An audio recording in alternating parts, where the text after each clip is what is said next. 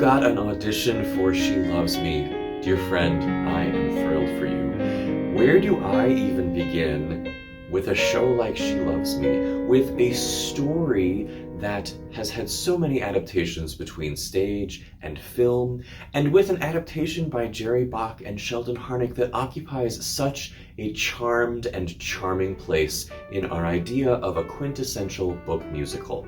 She Loves Me is a well-crafted play wrapped in a lovely musical score and spritzed with essence of rom-com. Now, you know other Bach and Harnick works, Fiddler on the Roof being top of mind. Fiddler is the 1964 show that some will say brought the curtain down on the first golden age of musical theater. But among their catalog, you might find good audition material with Pulitzer Prize-winning Fiorello, or lightly operatic Tenderloin, or thematically rich but rarely produced The Apple Tree.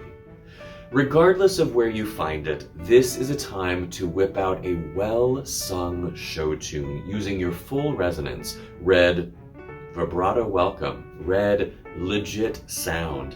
Most anything from 1943 to 1964 would be appropriate, as this show first hit Broadway in 1963 at the end of the Golden Age.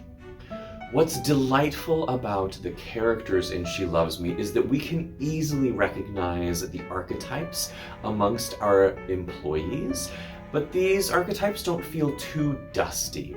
We have George Novak and Amalia Balish, who are at the center of our enemies to lovers trope.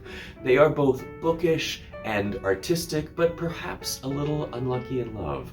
Now, they each have a work bestie and confidant in LADISLAV SIPOS, a family man, and ILONA RITTER, a modern woman.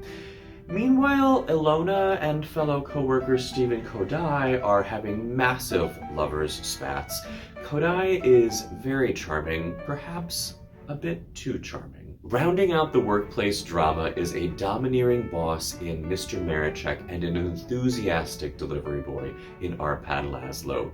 The chorus of this show plays customers of the Parfumerie, diners at the Café Imperial, and carolers at the shop. One idea to consider is that whenever each of these characters are singing, they are either dreaming or watching their dreams crumble. So consider the wistful imaginings of Maraczek's days gone by, or the earnest longings of ARPAD's Try Me, or even the butterfly-filled Tonight at 8 from Georg. And consider the flip side of those feelings in ILONA's breakup song, I Resolve, or Amalia's giving up on love song, Dear Friend. If you're auditioning for any of these characters specifically, perhaps consider an audition song that lives in the headspace where a character's dreams are either taking shape or falling apart. Dear friend, whether your audition is Tonight at 8 or 12 Days to Christmas, it has been grand knowing you, and I hope I've been able to offer some perspective. Sincerely, Bradley J.